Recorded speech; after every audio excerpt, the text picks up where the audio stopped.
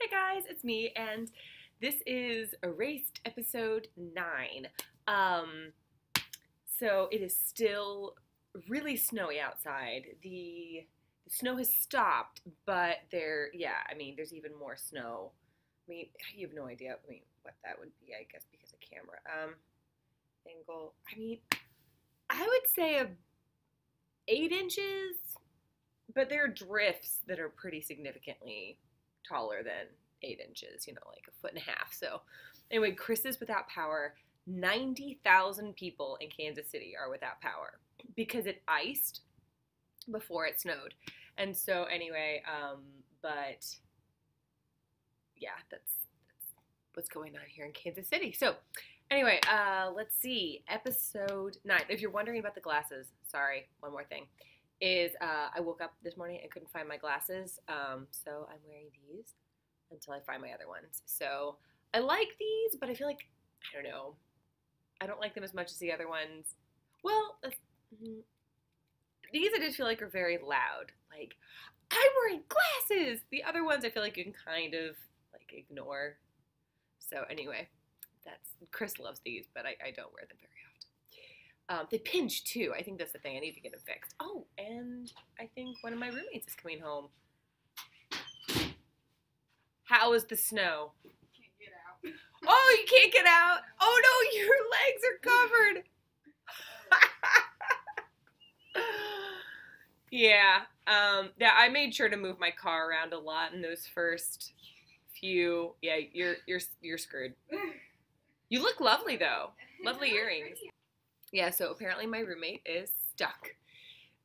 So you will be staying here all day, I guess. Yes, episode 9. I loved the showdown between, the child services and Hizuki's mom, but I know I yelled out, like, why can't I just hate people? Like, I love shows that have characters with depth and you see the other side of why a villain might be, as bad as they are and you feel some sympathy for them. Like, I love when shows do that. So, but there was that moment where I was just, can't you just be a bad mom? So there's that. But I'm sad that now she's gone. I mean, I like the fact that she's been removed from harm's way. But I definitely feel like, I don't know. It was really sweet to see her, in the bath and, breakfast. And it just, why couldn't his mom take her? So anyway, so I thought, but I did like the fact that, I don't necessarily feel like that's how it would happen in real life. Usually, there's court proceedings and, police get involved. I mean, at least here in the United States, child services has to, I guess, have documentation and all that stuff. So it's just, yeah. But good for the show. And then, okay, so the lollipops in the teacher's car. So it definitely made it seem like there was some, something sketchy at first. And then it just turned into very lightheartedness.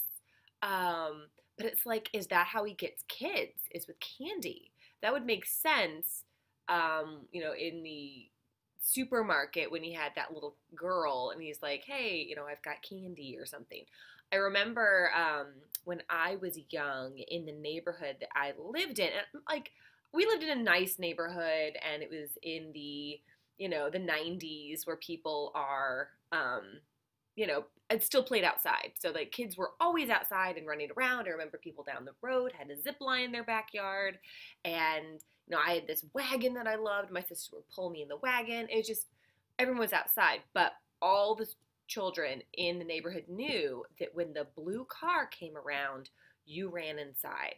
So there was a kind of a creepier dude who had candy, that had like lollipops, and he would offer lollipops to kids. And I don't think anything, I don't remember anything happening, like that he snagged a kid or that parents even had any recourse for that.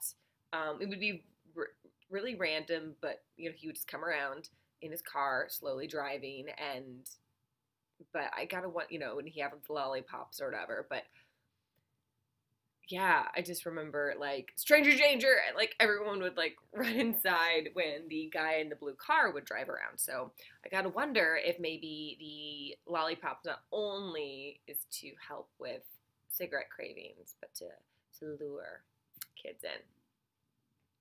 Um, and so now the focus is on protecting the next two would be victims, and that's just got to be exhausting. And I mean, that was episode 9, and I thought that there were 10 episodes, but they're not. There are more episodes, but I'm just like, their storylines of saving cannot be nearly as extensive as Hinazuki's. I mean, where like he has to go back and forth. So, and he hasn't gone back to being an adult for a while, which makes me think that he's going to solve the crime now as a child, but he won't be able to do anything about it. And so then he has to go, then he'll probably have to transition back to the present and then have to deal with the murderer in the present. So my thought is he's not going to be able to save everyone because there still has to be a murderer in the present day. If he was able to save everyone, then obviously none of this would have happened. Then again, maybe that's the whole point. He solves the murder, he goes back to the normal time, and like his mom's still alive, and all that stuff. So who knows? But those are, I guess, my 2 predictions of what's going to happen in terms of storyline. So I really like this episode. I'm super looking forward to the next. I gotta say, I say that a lot. I love this episode. It's just a great show. There's very few episodes that have been of. Also, with Attack on Titan, there's a couple that I didn't love, but yeah, in general, these shows are pretty solid. But I mean, I guess that's what happens when you have like a 30-minute long show or episode where you can just, it's like take the good stuff and concentrate it. I feel like a lot of times with American shows that are an hour long, they have an idea and they stretch it out over an hour when really it could have been a good 30-minute episode. So anyway. All right, well, that is that, and I hope you enjoy. If you would like to watch the highlights, which is the normal reaction, you can find it below in the description box. And if you like this, please like, share, and subscribe, and you can follow me on Instagram. I'm still getting used to this, like, self-promotion thing. It's just not how I work. But anyway, you can follow me on Instagram at Barry Reacts. I also put some of my ceramic stuff down below at Gregory Street Ceramics.